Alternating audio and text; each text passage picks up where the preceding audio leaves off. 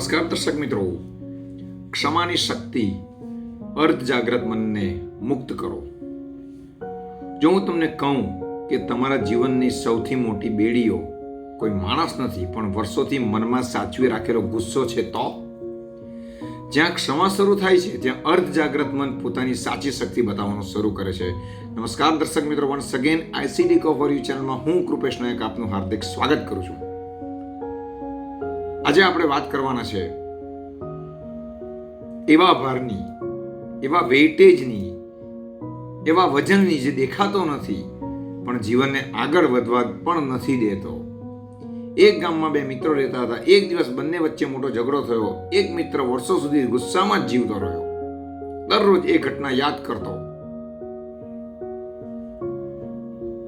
એનું હાસ્ય ખોવાઈ ગયું. રાતની ઊંઘ જતી રહી.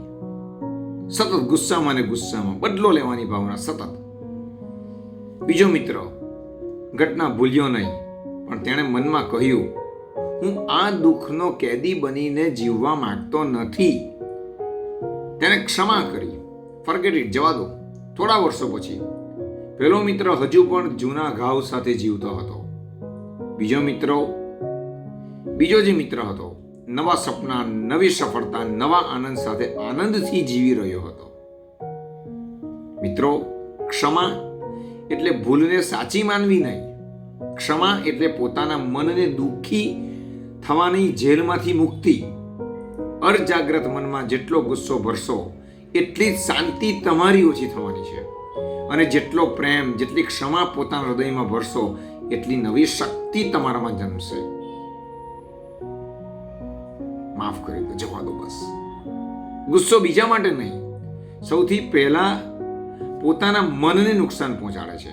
ગુસ્સો બીજા માટે હોય કે પોતાના માટે હોય, પરંતુ પોતાના મનને નુકસાન પહોંચાડે છે. ક્ષમા એ કમજોરી નથી, પરંતુ આંતરિક શક્તિ છે જે મનને મુક્ત કરે છે, જીવનને મુક્ત કરે છે. જૂના ઘાવ હૃદયમાં પકડી રાખશો તો નવા સપના નહીં પકડાશે. અર્ધ જાગ્રત મન, સબકોન્શિયસ માઇન્ડ શાંતિમાં સૌથી સારી રીતે કામ કરી શકે છે. લીવ સેમ્ડન્સે કીધું છે, to forgive is to set up prisoner free and discover that the discover was you. Prisoner war you એટલે ક્ષમા કરવી એટલે એક કેદીને મુક્ત કરવો, અને પછી સમજાય કે એ કેદી બીજા નહીં પરંતુ આપણે પોતે જ હતા. આપણા પોતાને મુક્ત કરવાના છે. આંખો બંધ કરો અને વિચારો, શું આજે પણ કોઈ એવી વ્યક્તિ છે જેનું નામ આવતા તમારા મનમાં ભારે ગુસ્સો આવી જાય છે? તો આજે એક નિર્ણય લો. એ વ્યક્તિ માટે નહીં, પોતાના માટે, પોતાના મનની શાંતિ માટે. કારણ કે સબકોન્શિયસ માઇન્ડ, અર્ધજાગ્રત મનમાં જ્યાં શાંતિ વસે છે ત્યાં સફળતા, ત્યાં જ આનંદ, ત્યાં સમૃદ્ધિનો માર્ગ એ જાતે શોધી લે છે. ખુન્નસની નજરે આપણે સામેવાળાને જોઈશું તો આપણા મન, આપણી તાકાત, આપણામાં રહેલું ટેલેન્ટ ઓછું થશે. આજે સંકલ્પ કરીએ, હું આજે મારા મનમાંથી ગુસ્સો છોડીને શાંતિથી, સ્વસ્થ મને મારું ભવિષ્ય ભૂતકાળ કરતાં પણ વધુ અગત્યનું છે તેને હું રોપીશ, તેને હું જીવીશ.